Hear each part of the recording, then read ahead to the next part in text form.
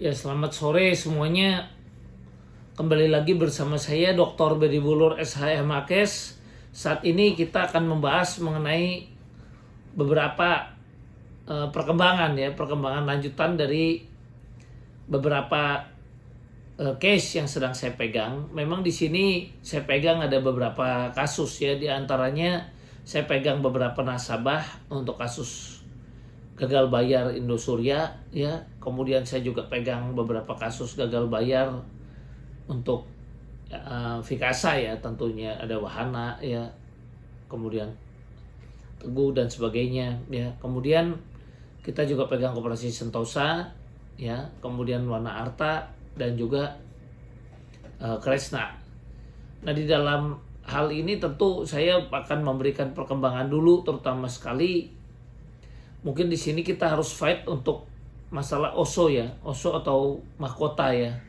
Jadi untuk OSO dan mahkota ini sebetulnya memang ada istilah no viral no justice ya. Jadi di sini kita harus fight juga menurut saya, karena kalau OSO dengan mahkota ini sebetulnya ada dugaan pidana juga ya, ada dugaan pidana juga yang kami heran kenapa sampai saat ini kan untuk LP ya, untuk OSO dan mahkota ini terkesan diduga kuat mandek ya, kenapa nggak bisa jalan, padahal kita tahu sama-sama bahwa memang ada dugaan pelanggaran. Jadi di sini kita juga mesti kaji ya, untuk mengkaji tentang adanya suatu perjanjian ya, perjanjian homologasi ya.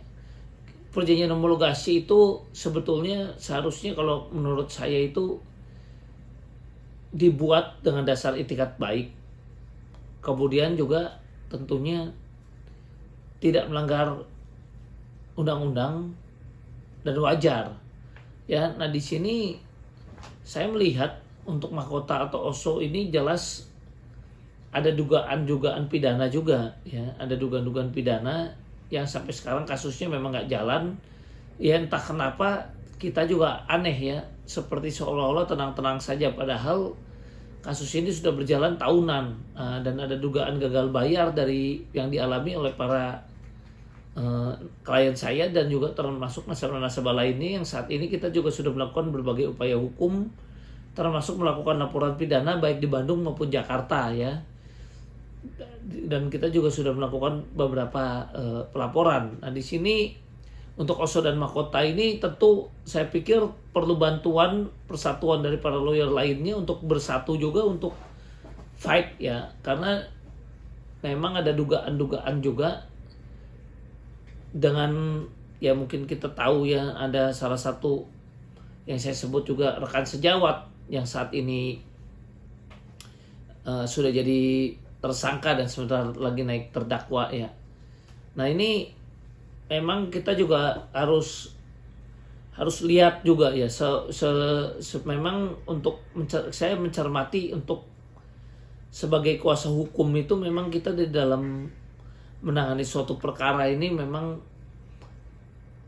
harus hati-hati di dalam bersikap dan menentukan target ya. Jadi saya juga mau jelaskan ya, jadi untuk menentukan apakah seseorang itu berwenang untuk menangani perkara, tentu memang harus diselidiki, dan si lawyer pun harus mau fair menunjukkan bahwa dia memang sudah ujian, kemudian ada berita acara sumpahnya ya, dan dia memang terdaftar di salah satu organisasi advokat yang dan memang udah disumpah ya, misalnya Pradi ya. Nah, itu saya juga mau sampaikan, begitu juga dengan profesi lain, baik sebagai kurator ya atau auditor hukum, misalnya kalau kurator di AKPI ya, kalau likuidator PPLI ya. Nah, kemudian di auditor hukum ya ASAHI ya, Asosiasi Auditor Hukum Indonesia ya. Nah, itu ada semuanya bisa dicek ya. Nah, itulah yang menurut saya memang perlu kita lakukan. Nah, kembali kepada masalah OSO dan mahkota, menurut analisa saya seharusnya untuk OSO dan mahkota ini jelas ada dugaan kuat pidana. Kenapa saya bilang ada dugaan kuat pidana dan kenapa sampai saat ini seperti tidak berjalan? Karena begini, ketika mahkota waktu itu ada yang mengajukan PKPU. Nah, itu kita harus lihat masalah kewajaran. Nah, di sini saya juga meminta dari kepolisian untuk cermat untuk mencek ya. Jadi dari salah satu pemohon, yaitu saya lihat dia didirikannya juga masih sangat minim waktunya, tapi bisa memberikan dana yang cukup besar. Yang jadi masalah apakah aliran dana itu ada. Nah, kalau memang nggak ada, bagaimana mungkin bisa keluar suatu bukti bahwa seolah-olah dia memang sudah melakukan penyetoran dana dan sehingga dia berhak, padahal ada dugaan dana itu juga belum pernah kita cek dan lihat apakah betul ya ada di salah satu perusahaan ya yang melakukan PKPU terhadap waktu itu mahkota ya. Nah, kemudian untuk OSO sendiri ya kita juga harus lihat ya, mesti kita cermati betul-betul. Nah, kalau sampai sekarang ini juga kondisinya seolah-olah masih terus dilidik, nggak bisa jadi sidik, padahal untuk naik ke sidik itu seperti kita tahu kan perlu 2 alat bukti. Nah, nasabah sebetulnya sudah membuktikan juga seperti layaknya investasi yang lain. Kenapa kalau saya lihat Indosuria contohnya dan yang lain-lain itu disuarakan oleh Pak Mahfud MD. Ya kan, tapi kenapa OSO seolah-olah ini dilindungi? Ya, diduga dilindungi. Ya, dari Pak Mahfud MD juga OSO dan mahkota ini belum pernah juga tercetus atau disebut-sebut ya bahwa ada dugaan. Padahal sama-sama ada dugaan, sekali lagi saya selalu bicara bahasa hukum, diduga gagal bayar yang nggak jauh beda dengan investasi-investasi yang lain. Ya, jadi sepertinya ada perlakuan istimewa terhadap OSO atau mahkota ini. Nah, untuk itulah saya menghimbau kepada para klien dan seluruh nasabah yang tergabung di dalam baik OSO, mahkota maupun Wonderful juga ya, marilah kita ramai-ramai kalau misalnya ada teman-teman daripada nasabah yang kenal dengan ya misalnya seperti podcast ya, ada Uya Kuya ya, terus barangkali juga bisa kalau ada jaringan langsung ke Pak Mahfud MD ya, cobalah untuk minta temu bicara juga dengan Pak Mahfud MD ya, dan kemudian kita juga minta juga keseriusan ini juga kita juga minta ya untuk keaktifan dari persatuan seluruh lawyer maupun nasabah ya, supaya kita bisa terbayar. Karena seperti saya lihat untuk khusus kasus OSO atau mahkota ini seperti tidak terdengar lah gaungnya ya, jadi seolah-olah tidak bahkan untuk gelar perkara jadi tersangka aja kita juga belum tahu sampai kapan, sudah lama sekali. Jadi baik yang dilakukan oleh para lawyer yang sudah melakukan LP dan melakukan berbagai upaya hukum ini seolah-olah perkaranya mandek. Nah, di sini saya memang melihat memang strateginya di sini memang nggak ada jalan lain selain no viral no justice. Ya, jadi menurut saya di sini marilah para nasabah ya harus rajin-rajin juga untuk melakukan suatu upaya hukum dan memviralkan ya, baik di podcast di media online maupun di manapun juga, terutama sekali supaya kalau seluruh nasabah ini bersatu ya. Kalau di sini ada ribuan nasabah yang bersuara cuman 5, 6 atau 7 orang saja ya mungkin tidak didengar. Tapi kalau dari sejak saya katakan ya kita bertekad untuk dana kita ini kembali, kemudian kita mau bersatu bersama-sama. Nah, kalau yang mau bicara di podcast hanya 1 lawyer atau 2 lawyer aja di kantor hukum, tapi nasabah atau lawyer yang lain seolah-olah tidak memviralkan juga, ini juga sama jadi tidak kuat ya. Nah, makanya di sini saya pikir ya harus ada persatuan ya di antara para lawyer di sini untuk melakukan dan memviralkan, dan para nasabah pun mesti berani juga. Jadi saya menghimbau seluruh nasabah dimanapun Anda berada, baik yang terkena Wonderful maupun mahkota maupun OSO ya, tolong kita buat sama-sama surat kepada ya kalau bisa ke Pak Mahfud MD, kepada Pak Jokowi ya, kemudian juga tentunya kepada Pak Kapolri ya, kemudian Pak Kapolda.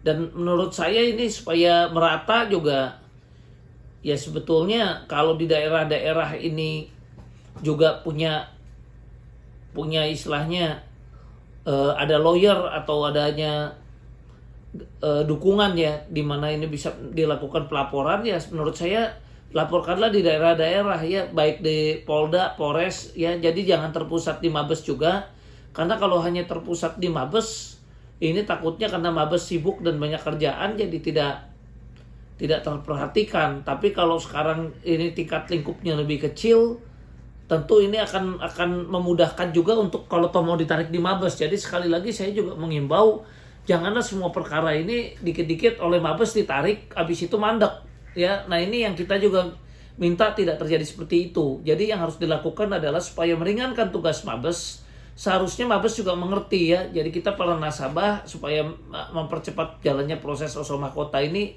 lapor di daerah atau Polda masing-masing atau Polres masing-masing ya, Polres, Polda ya kan. Nah yang penting di situ unitnya ada ya. Lebih tepat memang kalau ini cukup rumit mungkin di Polda lah ya, minimal kita pikir di Polda masing-masing. Nah paling tidak kalau di Polda masing-masing itu ada LP-nya, ini tentu akan menjadi hal yang baik kalau misalnya polisi-polisi di Polda ini jadi bekerja juga untuk melakukan BAP dan sebagainya. Sekarang bayangkan kalau jumlah polisinya misalnya 100.000 ya, jumlah nasabahnya ada, kita ambil lah misalnya 1 juta ya. Nah 1 juta nasabah ini baru dari Oso misalnya, saya ngambil contoh, atau polisinya cuma ada 1.000 ya, nasabahnya misalnya ada 10.000.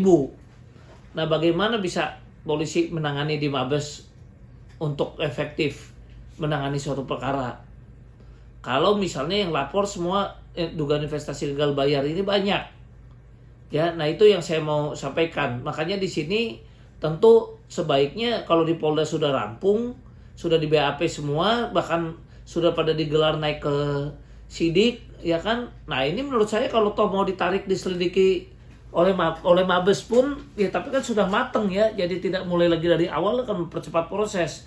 Syukur-syukur di daerah masing-masing ini bisa diproses sehingga bisa jadi ya dari si pelaku ini bisa keliling Polda ya untuk diperiksa, ngadain tur ya. Dan ini kita harus buat efek jerah dan mudah-mudahan menjadi kapok ya, daripada dia dipusatkan datang ke Mabes kemudian ya diduga kemudian karena dia relasi cukup baik, cukup kuat dan sebagainya, kemudian diduga pada akhirnya kasusnya ditutup, kan jadi repot ya. Tapi kalau ini tersebar di seluruh Polda dan memang unsurnya seharusnya memang terpenuhi, tentu ini akan lebih baik ya untuk kelangsungan para nasabah semuanya. Jadi disinilah yang saya mau sampaikan ya, hanya dengan persatuan, kemudian no viral no justice, ya baru menurut saya untuk melawan satu kekuatan yang luar biasa ini baru kita bisa dobrak ya kan. Nah, karena di sini memang kita harus hati-hati dengan yang diduga ya, dan di dalam berbahasa pun kita harus berhati-hati. Karena kenapa kita harus cermat ya, dan benar-benar juga siapapun nasabah yang nanti membuat laporan di polisi kemudian membuat podcast atau memviralkan, itu tetap kata-kata diduga saya pesan harus dipakai ya. Contoh kita juga bisa lihat yang sekarang ada kasus Mario Dendi ini ya, walaupun kita tahu ada rekamannya juga, kalau di online atau di berita pun ditulisnya diduga ya. Jadi kata-kata ini sangat penting yang saya menghimbau kepada para klien dan semuanya. Kenapa? Karena jangan sampai kalau kita tidak di Indonesia itu menganut asas praduga tak bersalah, bukan tidak boleh memviralkan. Boleh memviralkan, tapi cara memviralkannya, cara bicaranya itu mesti benar.